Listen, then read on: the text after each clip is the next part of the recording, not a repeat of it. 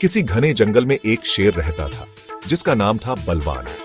बलवान बहुत ही अहंकारी था और अपनी ताकत पर उसे बहुत घमंड था। वह हमेशा जंगल के दूसरे जानवरों को डराता धमकाता रहता था और उन्हें नीचा दिखाता था।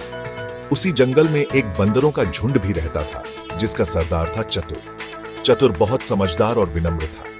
वह बलवान शेर के घमंड से परेशान था क्योंकि बलवान अक्सर बंदरों को परेशान करता था और उनकी हंसी उड़ाता था। एक दिन बलवान शेर अपनी ताकत दिखाने के लिए एक ऊंचे पहाड़ पर चढ़ गया।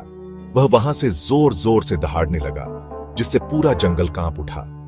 तभी अचानक पहाड़ का एक हिस्सा टूट गया और बलवान एक गहरी खाई में जा गिरा। वह बहुत कोशिश करता रहा लेकिन बाहर नहीं निकल पाया। जब बंदरों के सरदार चतुर को यह बात पता चली तो वह अपने झुंड के साथ वहां पहुंचा। बलवान शेर को फंसा देखकर कुछ बंदरों ने उसकी हंसी उड़ाई लेकिन चतुर ने उन्हें शांत कराया। चतुर ने बलवान से कहा, तुमने हमें बहुत परेशान किया लेकिन हम तुम्हें ऐसे नहीं छोड़ सकते। चतुर ने अपने झुंड को एक लंबी रस्सी लाने को कहा जो एक दूसरे से जुड़कर काफी लंबी हो गई। सभी बंदरों ने मिलकर उस रस्सी को खाई में डाला और एकजुट होकर खींचने लगे। थोड़ी देर की मेहनत के बाद बलवान शेर बाहर आ गया। अपनी जान बचाने के बाद बलवान शेर की आंखों में पश्चाताप था।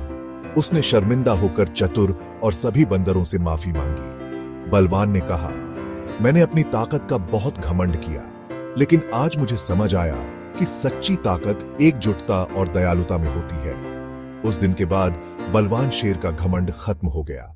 वह अब सभी जानवरों के साथ मिलजुल कर रहने लगा और जंगल में शांति कायम हो गई।